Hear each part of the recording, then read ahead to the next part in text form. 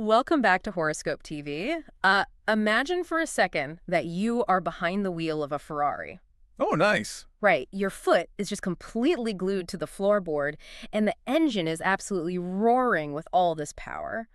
But here's the catch. There is always a catch. There is always a catch. A ghost is sitting right there in the passenger seat, just randomly yanking the steering wheel right out of your hands. Wow, that sounds terrifying, actually. It does. But that is exactly what the week of June 1st to June 7, 2026 looks like if you are a Gemini. Yeah, that is a really accurate picture of the astrological charts right now. So this podcast episode is entirely for you because we are looking at a highly active, incredibly important week. It really is. And the charts show a period that is just totally packed with surprising energy. There are major career opportunities that could completely change your path, and this is some very tricky relationship hurdles that you absolutely need to be prepared for. You really do. That Ferrari comparison paints the perfect picture of the astro data we are looking at. Yeah. The charts are essentially glowing with heat right now for Gemini. I mean, this is not a quiet week where you just sit on the couch and watch time pass. No resting this week? Well, not at the start. Anyway, things are going to happen very fast. But speed is only dangerous if you do not know the road ahead. Exactly. So if we analyze the upcoming turns, you can use all of this momentum to get exactly where you want to go. I love that. So I want to start by looking at the main engine driving this week. We have the bright sun and then the planet Uranus, and they are both traveling right through your sign of Gemini. Yes, right together. Now, the sun brings vitality, right? Like it wakes you up. Totally. It is pure life force. But Uranus is known as the planet of surprise. It is like the great disruptor of the solar system. A wild card, yeah. So going back to my car analogy, the sun is that roaring engine and Uranus is the ghost pulling the steering wheel. Right. How does this mix of bright, burning energy and sudden, unpredictable surprises shape the week right from the starting line? So to understand that, we have to look at what those two celestial bodies actually do.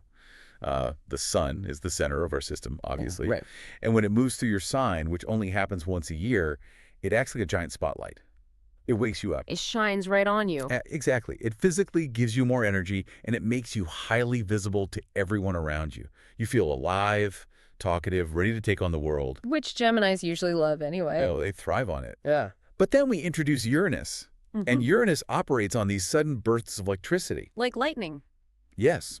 So when you mix the sun's steady heat with Uranus's unpredictable lightning, you get this base layer of extreme restlessness. Restless. Okay, like a physical sensation of not being able to sit still. Yeah, exactly. Your brain is moving 100 miles an hour, and your body is just trying to keep up. Wow.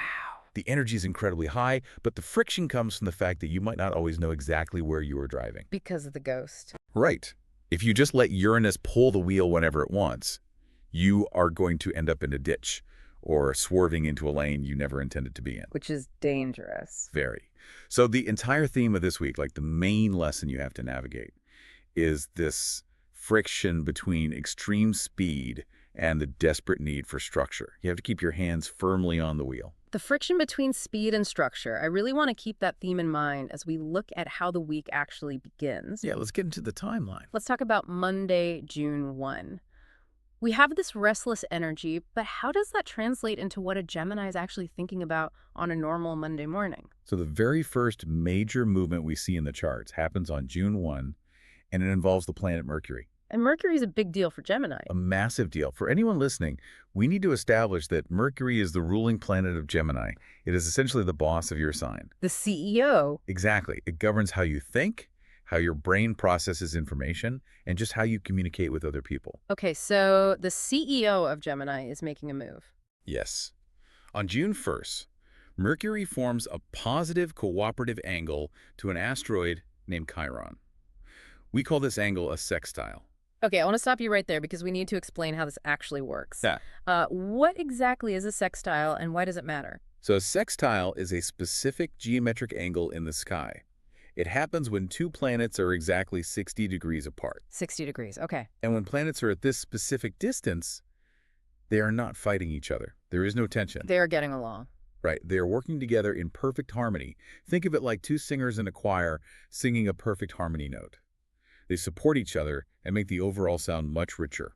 That makes total sense. So Mercury, the planet of talking and thinking, is singing in harmony with Chiron. And Chiron is known as the wounded healer, right? Yes, that is its nickname. Yeah.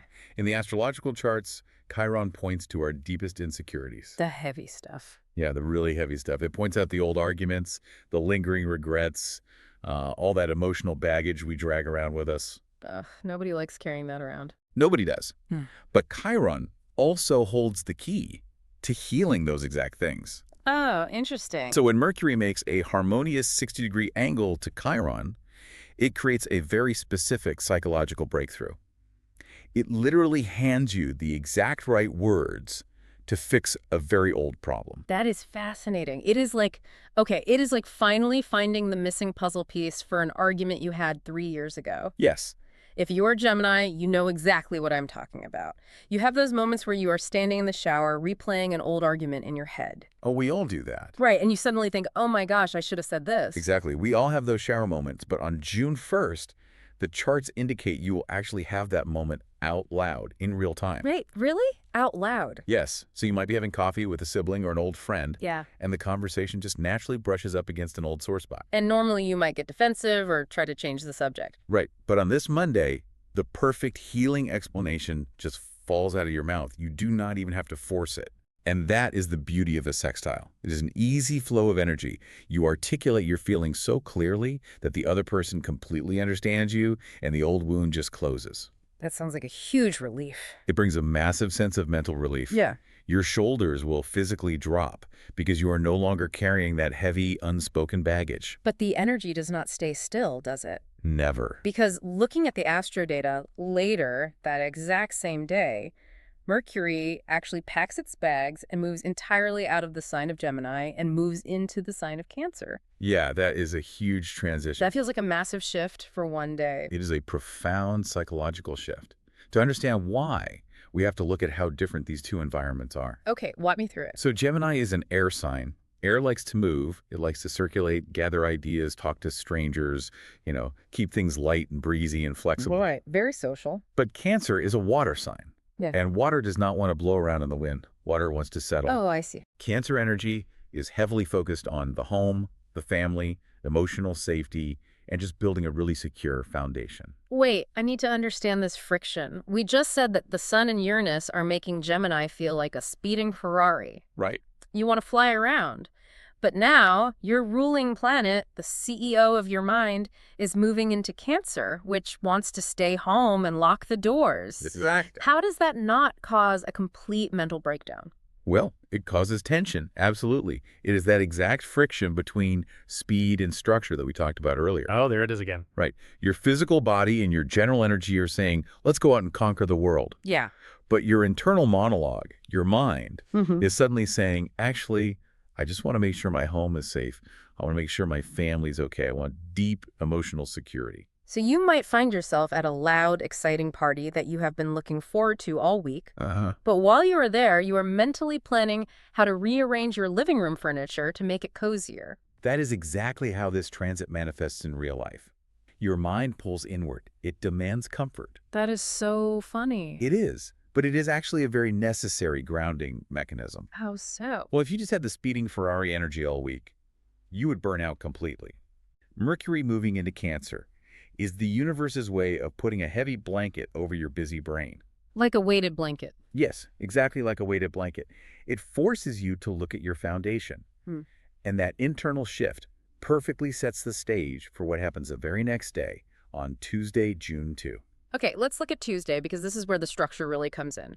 The charts show that the Sun teams up with the planet Saturn. Yes. And again, they're making a sextile, that harmonious 60-degree angle we talked about. Right. The bright, visible energy of the Sun is working in perfect harmony with Saturn. Okay, so tell me about Saturn. Now, Saturn is often called the strict teacher of the solar system. Yeah, it is the planet of rules, boundaries, discipline, and long-term planning. Saturn does not care about your fleeting ideas. Saturn cares about what you are actually going to build. And traditionally, a Gemini does not really love strict teachers. No, they do not. A Gemini loves options. You want to start 3 different hobbies in one weekend, read 5 books at the same time, and, never fully commit to just one path. Which is exactly why this specific day is so incredibly powerful. Gemini energy can easily become scattered, Totally. but when the Sun and Saturn connect like this, it acts as a magnifying glass focusing sunlight. Oh, that is a great image. It takes all of your scattered, restless energy and points it at one single spot. It gives you a temporary superpower. Total unbreakable focus. Going back to our car analogy, if Uranus is the ghost yanking the wheel, Saturn is the heavy-duty braking system. Yes. That allows you to actually control the speed. Saturn gives you the grip on the tires. It is the absolute best time for you to sit down and commit to long-term plans. Okay, I have to play devil's advocate for a second here. Go for it. If I am a Gemini listening to this, I am hearing that on Monday morning, I am healing old wounds, and by Monday afternoon, I want to hide in a cozy blanket and protect my feelings. Right. And then by Tuesday morning, I am supposed to be a serious, focused architect of my future. Yes. That sounds like massive emotional whiplash. It sounds chaotic when you list it out like that, sure. Yeah. But think about the logical progression of those events. Okay. You cannot build a solid future if you are carrying old baggage. Right. That makes sense. The Chiron healing clears the baggage. Then you cannot build a future if you do not know what makes you feel secure. Oh, wow. Right. The shift into Cancer answers that question. It shows you what you truly value. I see where you are going with this. Once the baggage is gone and the true values are identified, then Saturn steps in on Tuesday and hands you the discipline to actually build the plan. Oh, wow. So it is not random whiplash at all. It is a highly specific sequence of tools being handed to you over a 48-hour period. Exactly. If you know this sequence is happening, you can work with it instead of fighting it. That is amazing advice. On Monday night, let yourself feel those emotional Cancer vibes. Figure out what you want. Then, when you wake up on Tuesday, June 2, put your phone away. Just ignore the texts. Close the extra tabs on your internet browser. Use that Saturn focus to map out your goals. Write them down. The universe is giving you a rare window of pure discipline. That makes total sense. Now, that discipline at work and in your planning does not just stay in a vacuum. I want to transition to how this internal shift impacts the people closest to you. Yes. Relationships. Let's look at love and romance, because if your mind is jumping from restless energy to craving deep security, your partner is going to feel the effects of that immediately. They absolutely will. Your romantic life requires extreme honesty this week. The astro data shows that as the week begins on June 1st, the moon is positioned directly in your relationship zone. Okay, let's break that down for the listener. The moon moves very quickly through the sky, right? Yes, very fast. And it governs our inner emotional child. It rules our moods and our immediate emotional reactions. Spot on. So if the moon is in the relationship zone, it means your heart is entirely pointed at your partner. Yes, your emotional radar is locked onto them. You are highly sensitive to their moods, their words, and their actions. Okay, so you are very tuned in. Now, combine that moon placement with the fact that Mercury, your ruling planet, has just moved into the security-focused sign of Cancer. Right, so you have a heightened emotional focus on your partner, and your brain is demanding safety and comfort. Exactly. And when we analyze those two planetary positions together, it creates a very specific dynamic. Which is? Well, a Gemini usually loves witty banter and keeping things light. Flirting, joking around. Yeah. But this week, you will crave deep, unshakable security in your love life. You want to know that the foundation is solid rock. Which means you will have zero patience for superficial small talk. Wait. If your partner comes home from work and says, "Wow, traffic was crazy today," you are going to look at them and think, "I do not care about the traffic. Right. Tell me your deepest fears. Tell me we are going to be together forever." That is exactly the tone. You want the real heavy stuff. You are looking for emotional anchors. So no joking around. If your partner tries to deflect with a joke, which is normally something you would love, this week it might actually annoy you. You want them to look you in the eye and provide reassurance. And if they do provide that reassurance, like if you build that solid foundation early in the week, the charts show a massive payoff on Wednesday, June 3. Oh, a huge payoff. The data mentions something called a benefic enclosure. Now, we promised to keep things simple, so what on earth is a benefic enclosure, and how does it actually work in the sky? A benefic enclosure is a beautiful, rare astrological event. In traditional astrology, there are planets considered benefics, which essentially bring luck, joy, and harmony. Okay, the good guys. Exactly. The main ones are Venus and Jupiter. An enclosure happens when the moon or another planet moves into a space in the sky where it is completely sandwiched between these two positive planets. So it is literally surrounded by good energy on both sides. Yes, Imagine a warm, protective bubble. For a brief window of time, any harsh or stressful energy from other planets is blocked out by the walls of this bubble. That is so cool. Only joy, pleasure, and connection are allowed inside. That sounds incredible. It is a protective bubble of joy. It really is.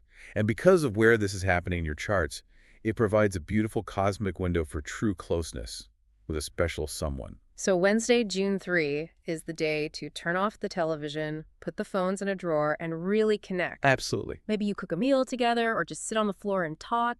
You have the discipline from Tuesday, and now you are rewarded with this enclosed bubble of pure romantic harmony. It is the absolute high point of the week for love. You must soak it in and enjoy it. I am sensing a but coming here. Because the very next day, Thursday, June 4, brings a severe warning for your romantic life. The bubble pops. Right. I am ringing the alarm bells for June 4. The charts show that Mercury forms a difficult connection to the planet Neptune. We call this a square. Yes, and we need to understand the mechanics of a square. Let's do it. Unlike a sextile, where planets are working in harmony at a 60-degree angle, a square happens when two planets are exactly 90 degrees apart. Like the sharp corner of a building. Exactly. It creates a blind corner. The energies are clashing. They're causing friction and tension. They cannot see eye to eye. That does not sound good. It is not. Now, the planets involved here are Mercury, the planet of communication, and Neptune. And Neptune is the planet of illusions, dreams, and the subconscious. It is a very watery, confusing planet. Very foggy. My analogy for this is like trying to read a complicated legal contract while you are completely underwater and you are wearing someone else's prescription glasses. Oh, that is intense. The data, which is Mercury, is physically warped and distorted by the medium, which is Neptune's watery fog. That is a brilliant way to describe the mechanism. The information being sent is not the information being received. Wow. The fog of confusion on June 4 is incredibly thick. You could easily take a completely innocent comment from your partner and warp it into a massive insult in your own mind. So practically speaking, your partner might send you a text message at lunch that just says, okay. Just OKY. On a normal day, your Gemini brain processes that as a simple acknowledgement. But in this Neptune fog, your brain starts spinning a wild narrative. Oh yeah, you overthink it completely. You think, why did they use a period at the end of that word? Are they angry? Does okay mean they do not care about me anymore? Are we breaking up? And within an hour, you have convinced yourself that the relationship is over, all based on a two-letter word that you completely misinterpreted. That is wild. The Neptune square makes you project your own hidden insecurities onto the situation. But wait, earlier you said Neptune also rules deception. Does that mean the fog is only in my head, or could my partner actually be lying to me? It could be both. Oh, great. That is the danger of Neptune.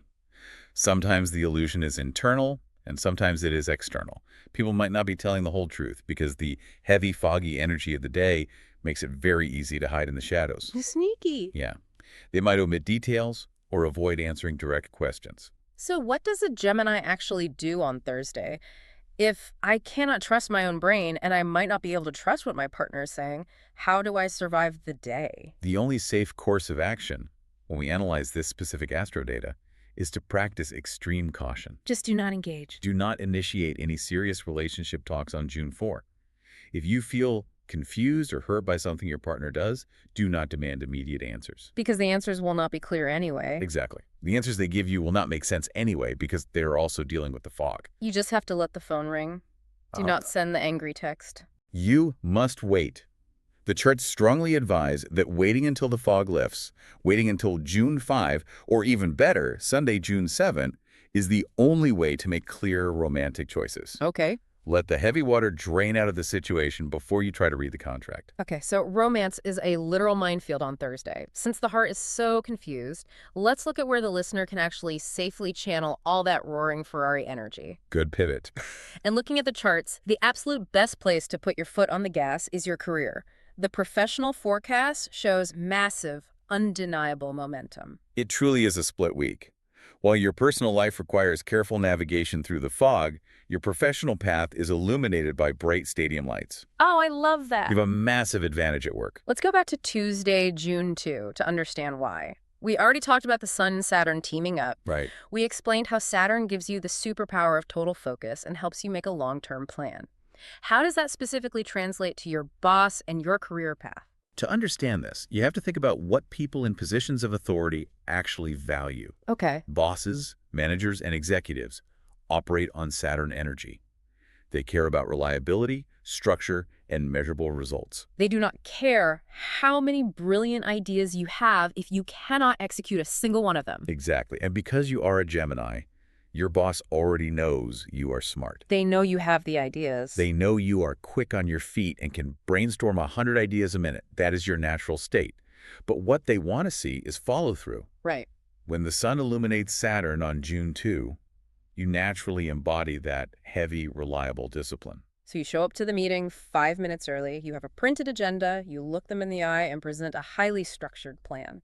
And that completely changes how they view you. They see you not just as the creative idea person, but as someone they can trust with serious responsibility. That is a game changer. That combination, Gemini brilliance wrapped in Saturn discipline, is the ultimate formula for a promotion.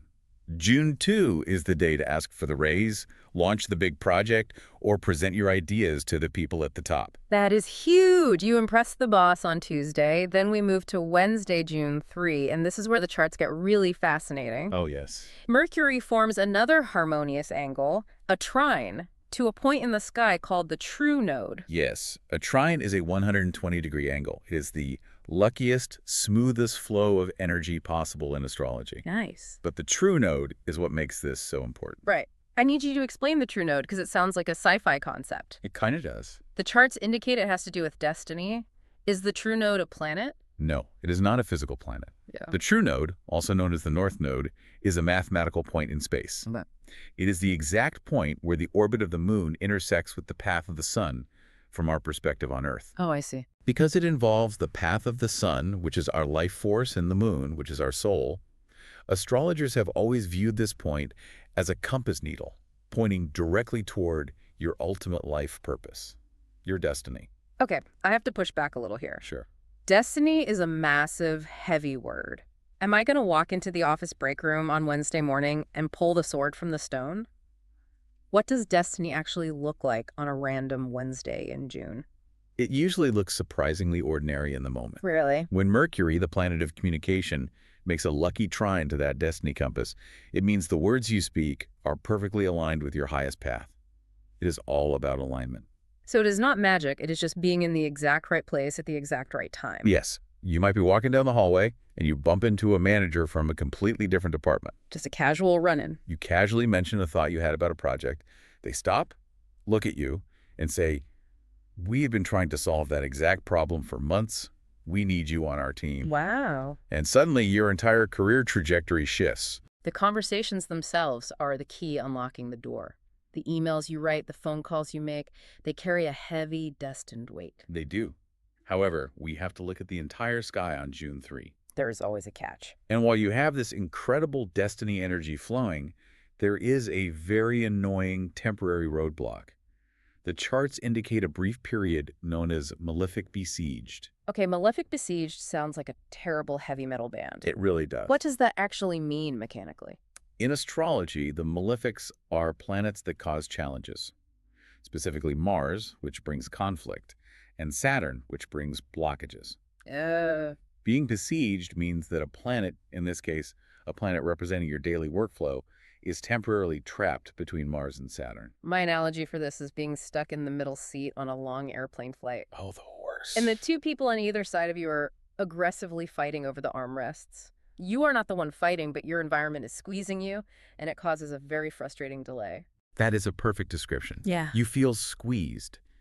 In practical terms at work, a malefic besieged period usually manifests as a highly annoying technical glitch. So right as you are about to hit send on that destiny-changing email, your computer completely freezes and gives you the blue screen of death. Or the internet router in your office suddenly reboots right in the middle of a vital video presentation. Oh, that is so stressful. The machinery around you acts up because of that squeezing pressure. So the practical advice here is simple preparation. If you know Wednesday is your destiny day, but also a glitch day, you save your work constantly. Yes, save everything. You back up your files to the cloud, you print a hard copy of your notes just in case the screen dies. Do not let a frozen computer derail your confidence. Exactly. It is a temporary squeeze. Just breathe through it. Okay. Then we reach Thursday, June 4. Now, we just established that Thursday is a foggy, Neptune-drenched nightmare for your romantic life. An absolute nightmare. You cannot trust your feelings. But at work, the charts say the moon leaves the emotional waters and enters the sign of Aquarius. Yes, and this creates a fascinating paradox for the day. How so? Aquarius is an air sign, much like Gemini. But Aquarius operates on a completely different frequency. Aquarius is highly logical. It is the scientist of the zodiac. Okay. It looks at the world from a high, detached, bird's-eye view. But how does that interact with the Neptune fog? If the fog is making me confused, how can the moon in Aquarius help me at work? Because the fog is affecting your personal, vulnerable emotions. The Neptune square is warping your ego and your personal insecurities. Right, the internal stuff. But the moon in Aquarius allows you to mentally step outside of your own ego. It creates emotional detachment. So you are saying that at work, your feelings are foggy, but your intellect is completely detached and sharp. Precisely. You might be sitting in a tense staff meeting. Everyone else is arguing, getting their feelings hurt, and getting caught up in the office politics. Which happens all the time. But because the moon is in Aquarius, you are sitting there completely chill. You are not taking anything personally. You are just observing. You are just looking at the whiteboard, analyzing the data, and suddenly you see the solution that everyone else missed. You can solve the puzzle because you are not blinded by the drama. You are the most objective person in the room on Thursday. So while you should not be making romantic choices, you should absolutely be leading the brainstorming session at the office. That is amazing. Use that detached, logical Aquarius air to innovate. That is a brilliant strategy. It is all about compartmentalizing the energy. Use the detachment for work, but keep it away from your partner. Exactly. Now, if we are crushing it at work, making big moves and impressing the boss, that naturally leads to the next massive topic, your money. Yes. Career momentum must translate into financial security, and the Astro data shows that your personal wealth becomes a massive priority right from the opening bell this week. Let's trace this back to that big psychological shift on Monday, June 1st. We talked about your ruling planet, Mercury, moving into the water sign of Cancer. We said Cancer wants safety and a cozy nest. But in the specific architecture of a Gemini's chart, Cancer represents something very literal. It does. We need to explain how the astrological houses work. Let's do a quick breakdown.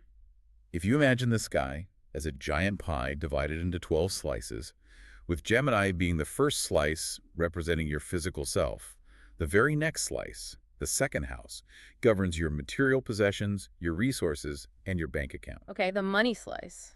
For a Gemini, that second slice of the pie is always ruled by Cancer. Okay, so when the planet that controls your brain moves into the slice of the pie that controls your money, the result is obvious. You start thinking about your money obsessively. And because Cancer is driving the car, you are not thinking about buying shiny, fun things. You are thinking about protection. Cancer brings a deeply emotional need for safety.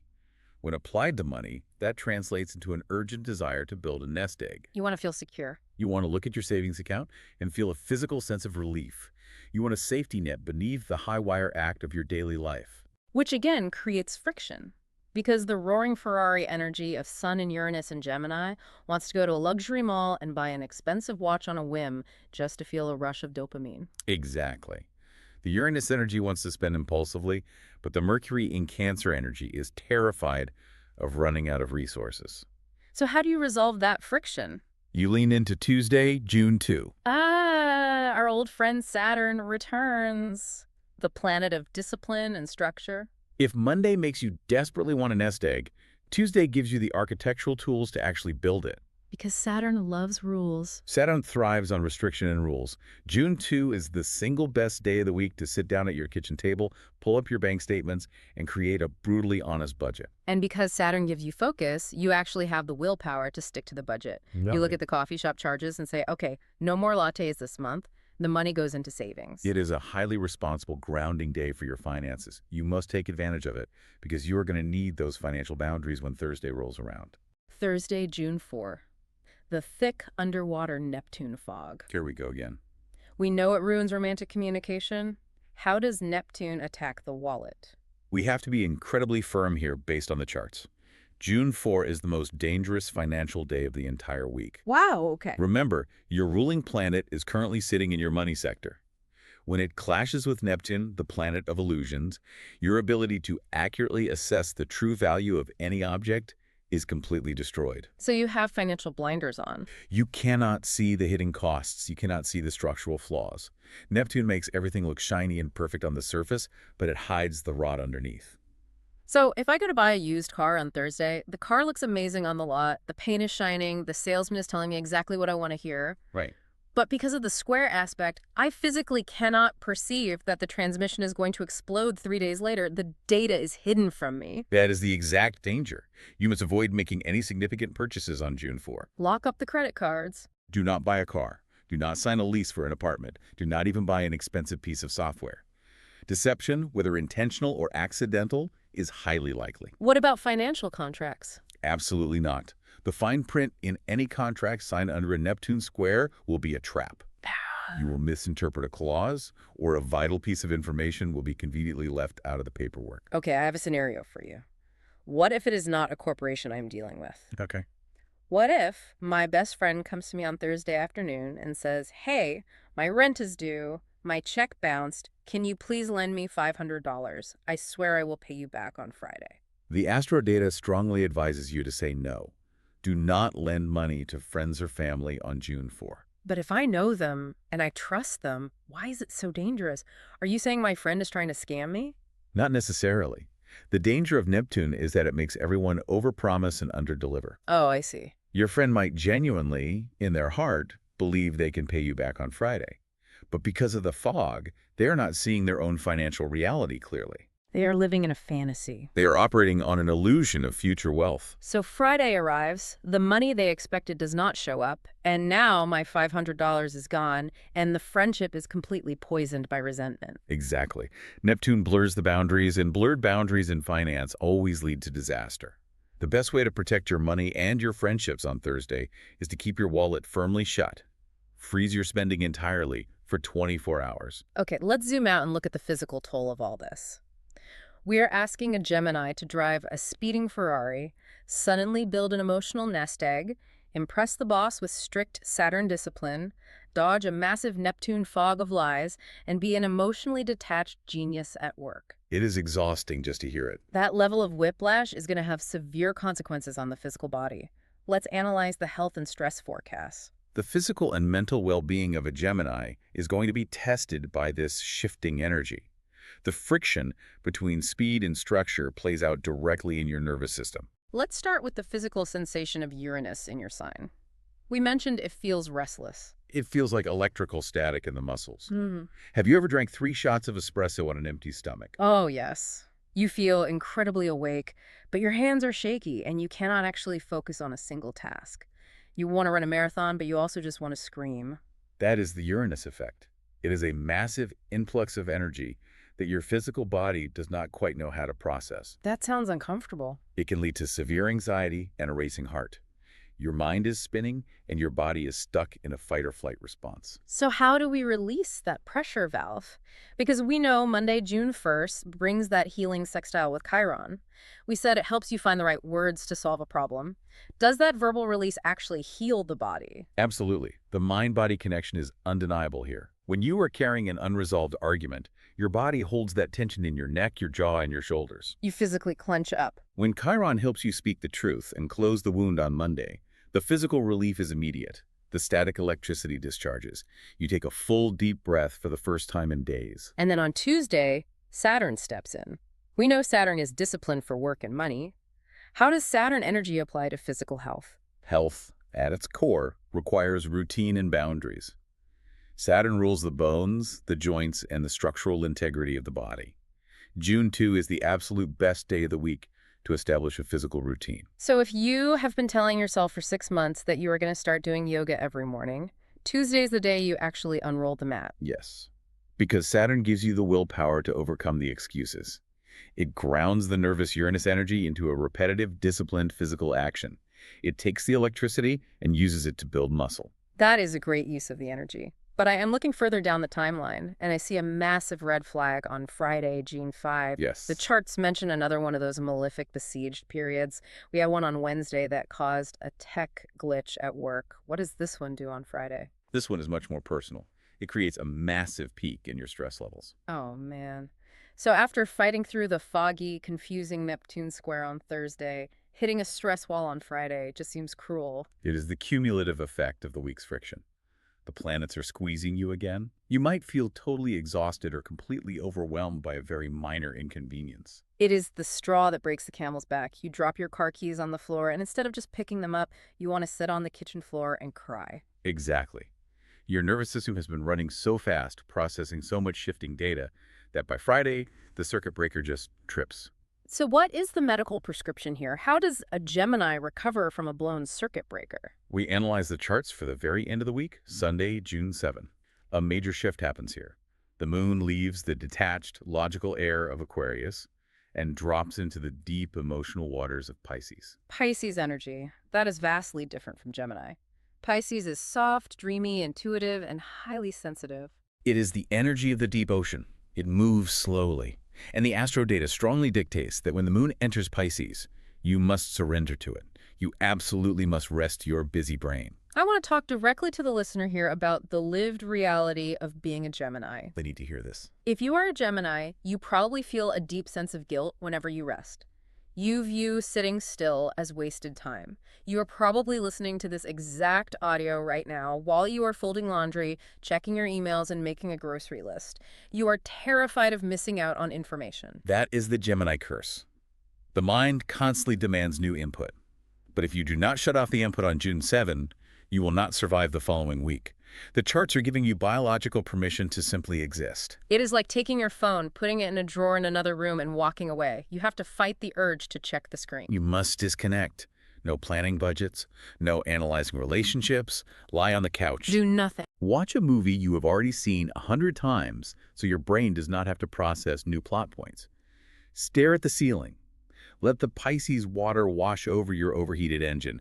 Rest is a biological requirement this week, not a luxury. Rest is a biological requirement. That is powerful. Okay, as we begin to wrap up this massive analysis, I want to give the listener some very practical tools to carry with them. Let's look at the specific matches, the numbers, and the elements that will either aid them or block them this week. This is crucial because you do not exist in a vacuum. The people around you will dramatically alter how you experience this energy. Let's start with the positive. The charts reveal that your absolute best match for this week is the sign of Libra. Why is Libra the perfect sidekick for this specific chaotic timeline? It all comes down to elemental mechanics. Both Gemini and Libra are air signs. You speak the same fundamental language. You just get each other. When the sun is making you feel wild and talkative, Libra matches that frequency perfectly. You do not have to explain your rapid-fire thought process to a Libra. They just intuitively flow with it. And the charts indicate specific days where a Libra acts as a shield for you, like Monday, when your mind suddenly shifts into Cancer and you feel this overwhelming need for emotional security. Yes. When your feelings suddenly spike, a Libra knows exactly how to restore equilibrium. They have a natural psychological gift for balance. That is helpful. They will listen to your anxieties and gently talk you down without making you feel foolish. And what about Tuesday, the day of intense Saturn focus? On Tuesday, Libra acts as the perfect sounding board. If you were trying to make a long-term plan but you still have 3 different ideas fighting in your head, Libra will logically weigh the pros and cons of each option for you. They help you solidify the structure. And of course, on Wednesday, during the benefic enclosure, the protective bubble of joy. Spending Wednesday with a Libra is highly favored. You both love exploring concepts, debating ideas, and finding beauty in the world. Inside that protective bubble, a Libra partner or friend will make you feel totally free from judgment. So keep a Libra on speed dial. But on the dark side of the coin, the charts explicitly warn you to avoid the sign of Virgo this week. They are your worst match. The friction between Gemini and Virgo this week is incredibly high. But wait, I need to understand the mechanics here. Both Gemini and Virgo are ruled by the exact same planet, Mercury. They both love to analyze data and process information. Why are they clashing so badly? Because while they share the same ruling planet, they operate in incompatible elements. You are an air sign. You analyze things by floating above them, keeping your options open, and remaining flexible. Right. Virgo is an earth sign. Earth is heavy. Earth requires rigid, step-by-step, physical proof. So while a Gemini wants to brainstorm 10 different ways to build a house, a Virgo wants to pour the concrete foundation immediately and gets angry if you change the blueprint. Exactly. And this week, Virgo's heavy earth energy will feel like a suffocating weight to your speeding Ferrari. And looking at the timeline, the disaster starts on Monday. When you shift into those vulnerable Cancer feelings, how does Virgo react? Virgo attempts to analyze your emotional state using a strict logical spreadsheet. Oh, no. And as we all know, human emotions do not fit into spreadsheets. Yeah. If you're feeling anxious and vulnerable, and a Virgo hands you a list of logical reasons why your anxiety is mathematically incorrect, it does not help. Not at all. It just makes you feel deeply misunderstood, alienated, and angry. That is the most frustrating feeling in the world. Logically, you have no reason to be crying. Hearing that just makes you want to scream. But the real danger zone with Virgo happens on Thursday, during the Neptune fog. That is where the relationship completely breaks down. In that thick fog of miscommunication, a Gemini will often use humor or sarcasm as a defense mechanism to cope with the confusing energy. You might make a dry, sarcastic joke. But because of the Neptune square, the Virgo does not perceive the sarcasm. Because they are grounded in Earth, they take your words completely literally. They will view your lighthearted joke as a severe, calculated insult. Oh, wow. A tiny, flippant comment will mutate into a massive, heavy conflict that ruins the rest of the week. And by Sunday, when you are trying to utilize the Pisces energy to just lie on the couch and rest your brain, the Virgo is standing over you with a clipboard demanding you prepare for Monday morning. They will not let you rest. The astrological advice is clear. Do not partner with a Virgo on any major projects this week. Give them a wide physical and emotional berth to avoid the friction. Good to know. Build a wall between you and Virgo. Now, let's look at the lucky elements. The charts indicate the color of the week for Gemini is bright yellow. It is the perfect color to harmonize with the sun transiting your sign. Bright yellow is the color of intellect, optimism, and high visibility. So we're to work. If you have that big meeting with the boss on Tuesday to utilize your Saturn focus, wear a bright yellow tie or yellow blouse. It subconsciously signals confidence and mental sharpness to everyone in the room. It is a visual representation of your roaring engine. We also have the lucky numbers for the week: 3, 11, 22, 29, 33, and 47. If you are looking for patterns, setting calendar alerts, or needing to make a numerical choice, keep those digits in mind. But before we finish, I have to ask you about a glaring contradiction in the astro data. I am calling it the June 4 paradox. I was wondering if you were going to catch that. Let's analyze the paradox. Okay, because the charts explicitly list Tuesday, June 2, and Thursday, June 4 as your absolute best dates of the week. Right. Now, June 2 makes total sense. Saturn gives you focus, you impress the boss, you build a strict budget, it's a highly productive day. But June 4... Yes, the foggy day. We just spent an enormous amount of time explaining that June 4 is a foggy, Neptune-drenched nightmare. Your partner might be hiding things, you cannot trust your own feelings, your friend might lose your $500, and you absolutely cannot buy a car. How on earth can a day filled with so many massive warnings be legally classified as a best date? It is a brilliant observation, and it perfectly illustrates how deeply nuanced astrological charts actually are. Energy is never just inherently bad. It's about how you apply it. June 4 is a paradox because it is a day of extreme, polarizing contrasts. You're right, because of the moon moving into Aquarius. Exactly. We have to separate the emotional body from the intellectual body. Yes, the Neptune square is completely ruining your emotional judgment and your financial clarity. So keep your wallet and heart closed. If you try to use the day for love or money, it is a disaster. But the moon in Aquarius is simultaneously sharpening your detached, logical intellect to a razor's edge. So it is a best date if and only if you apply the energy exclusively to solitary intellectual problem solving. Precisely. If you isolate yourself in an office, close the door, and focus your mind on a massive structural problem your company is facing, the Aquarius energy allows you to see the architecture of the problem from 1,000 feet in the air. Wow. You are completely detached from the human drama. You will experience brilliant, innovative breakthroughs. So the paradox is solved by compartmentalization. It is a terrible day for the heart, a terrible day for the wallet, but an absolute masterpiece of a day for the brain. Which is exactly why we analyze the charts to this depth. If you just read a surface-level summary that says, June 4 is a great day, you would go buy a car and ruin your life. That would be tragic. You have to know which specific tool to use on which specific day. That is the ultimate value of breaking down the astro data. Okay, we have covered an immense amount of ground today. We have analyzed the friction of the speeding Ferrari, the psychological need to build a secure nest, the magic of Saturn's discipline, the dangers of reading contracts underwater in a Neptune fog, and the biological necessity of finally shutting down your brain. It is a huge week. But as we reach the end, I know you always like to extract one final overarching thought for the listener. I do. When we step back and look at the entire architecture of this week's charts, the core tension is obvious. You have Saturn demanding that you build a rigid, long-term structure for your life. But you also have Uranus, the unpredictable ghost, constantly yanking the steering wheel and throwing sudden surprises in your path. Most people fight that friction and end up exhausted. Because they want to control it all. Yes. So my final thought for you to chew on is this. What if the ultimate lesson of this week is not about your ability to craft a flawless, unbreakable plan, but rather your ability to remain perfectly, completely comfortable in the exact moment the plan suddenly changes? Wow. Being completely comfortable when the plan shatters, that reframes the entire struggle. Right. It means you stop fighting the ghost for control of the steering wheel and you simply learn how to drift into the turn. Exactly. True strength this week is found in your elasticity, not your rigidity. I love that. Elasticity over rigidity. That is a phenomenal truth to end on for our Gemini listeners. Thank you so much for tuning in and listening to the episode on Horoscope TV. We truly appreciate you spending this time with us as we navigate the stars together.